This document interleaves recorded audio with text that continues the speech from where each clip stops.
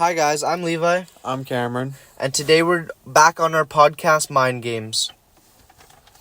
Levi, do you know who Richard Trenton Chase is? No, I don't, Cameron. Tell me more about the guy. Okay. He was born May 1950, died December 26, 1980.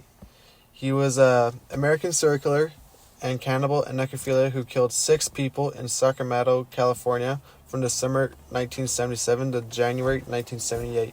His nickname was the Vampire of Sacramento. What? He's a vampire? Yeah. This nickname happened because he drank his victims' blood and cannibalized their remains. Early in the life, Richard was in high school and he started getting into the drugs.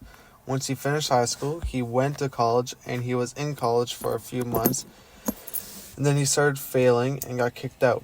He then started working but couldn't even keep a job for a whole week. Richard then started living with his parents but then started getting crazy, so he got kicked out.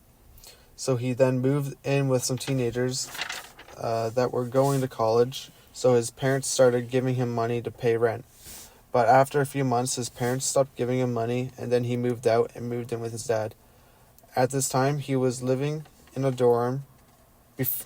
Going back a little bit, he was living in a dorm, and his parents got divorced when he was living in the dorm. When he was living with his dad, he was getting super crazy, so his dad kicked him out, and the neighbors reported seeing Richard standing outside of his dad's house for a long time. So let me get this right. This guy lived with both of his parents. Yeah. And then he was acting crazy, so his mom and his dad kicked him out. Yep. And he was living in a dorm with these random teenagers. Yes. And at that time, his parents got divorced, but he never knew anything about it until he went back. Okay, so then when he was acting crazy in his dorm and these kids didn't want him anymore, he moved back in with his dad. Yep. Then at that point he found out that his parents got divorced. Yeah. Oh, wow. Okay, tell me more. All right.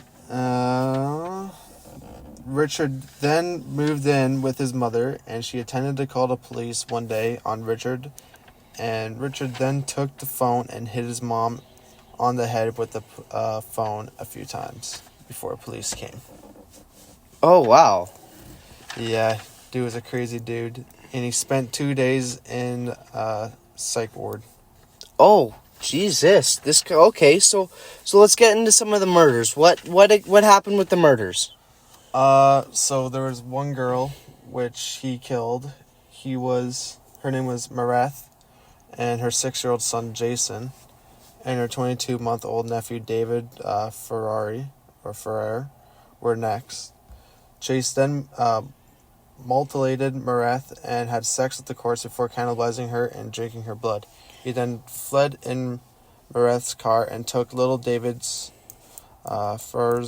Ferreri's body with him after being interrupted by a knock on the door. A neighbor called the cops. His handprints were all over the place and his apartment was soaked in blood.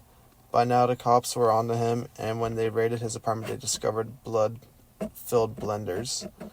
And David's body, he was cannibalizing it, eating his brains.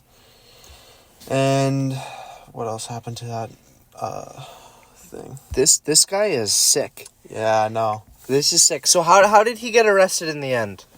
He got arrested by... Hold on. Chase was arrested after this woman came forward and they checked his background. Police who searched Chase's apartment found that the walls, floor, ceiling, and refrigerator, all of Chase's eating and drinking utensils were soaked in blood. Several dog collars were also found along with rotting organs which belonged to animals and some of his victims. Oh, what the hell? Yeah, it's insane. Chase had written the word today on a calendar, with the word today being written on 44 more dates throughout 1978. At first, Chase wouldn't let the police in his apartment, so they loudly spoke to each other outside it, pretending that they were leaving. This tactic worked, and they got Chase once he left his apartment. When Chase saw police, he initially tried to run from them and resisted arrest when they tackled him.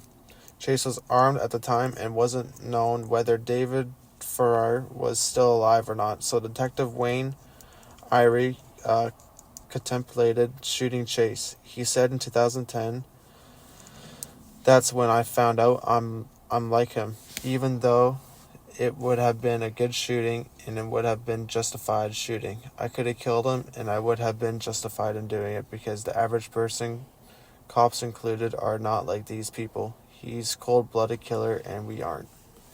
Oh, wow. So that guy's messed up. He is messed up.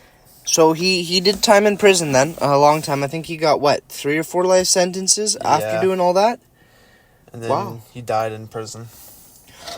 Well, that is bizarre. I can't believe I've never heard of that story before. I had never heard of that until I started doing a little bit of research on some serial killers. Oh, wow. Well, there's episode 1 for you guys. Come back for episode 2. Have a good day.